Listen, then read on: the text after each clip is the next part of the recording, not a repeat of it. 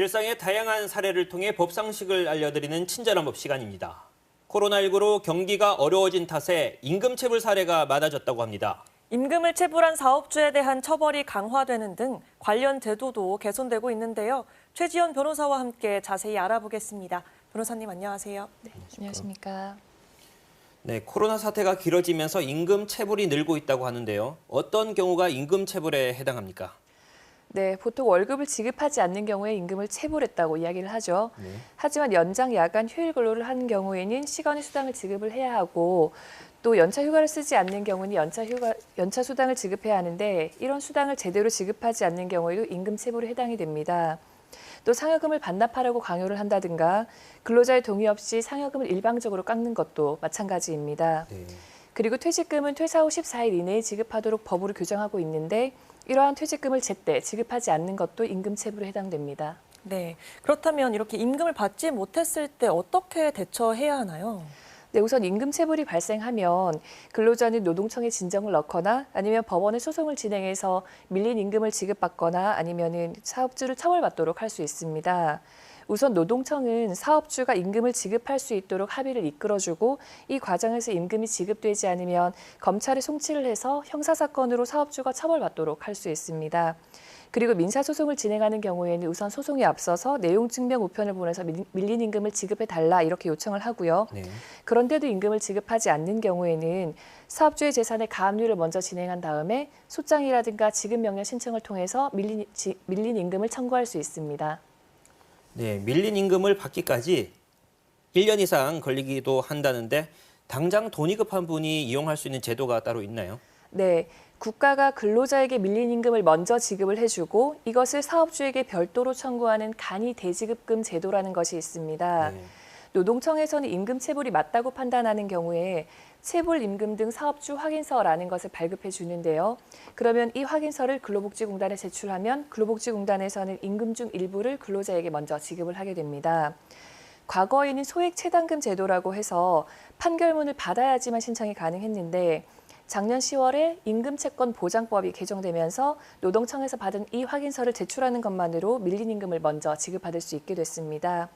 덕분에 기간도 최대 6개월에서 2개월 정도로 단축이 됐는데요. 다만 임금 700만 원, 퇴직금 700만 원, 그리고 임금과 퇴직금 합계 총 1,000만 원 한도에서만 가능합니다. 네, 이렇게 체불된 임금을 받기 위해서는 챙겨야 할 것들도 있다는데 구체적으로 어떤 것들이 필요한 건가요? 네, 임금 체불이라는 점에 대해서 근로자가 객관적인 자료를 토대로 직접 입증을 해야 합니다. 특히 시간의 수당이라든가 이런 부분에서 사실 입증하는 것이 문제가 되는데요. 그 출퇴근 기록이라든가 컴퓨터 사용 자료, 사용 내역, 그리고 업무 내용을 주고받은 메시지 이런 것들이 모두 증거가 될 수 있으니까 이런 자료를 잘 챙기셔야겠습니다. 그리고 임금 채권의 소멸시효는 3년인데요. 그 법원에 소송을 제기하면 상대방에게 직접 청구하는 것으로 봐서 소장을 접수한 때로부터 과거 3년치 임금에 대해서는 정말 청구할 수 있습니다. 하지만 노동청에 진정을 넣는 것만으로는 직접 청구로는 인정이 안 되기 때문에 간혹 노동청에서 사건이 오래 끄는 경우에는 이제 소멸시효가 지난 부분에 대해서 체불 임금을 지급받지 못하게 되는 경우가 있을 수 있어서 주의하셔야 합니다. 그리고 월평균 임금이 400만 원 미만인 근로자에 대해서는 법률구조공단에서 무료로 민사소송을 도와드리고 있으니까 이 법률구조공단의 도움을 꼭 받으시기를 바랍니다. 네, 일부 사업주 중에서는 회사 사정이 나빠져서 불가피하게 임금 체불을 하는 경우도 있는데 이때 사업주는 어떤 조치를 해야 합니까?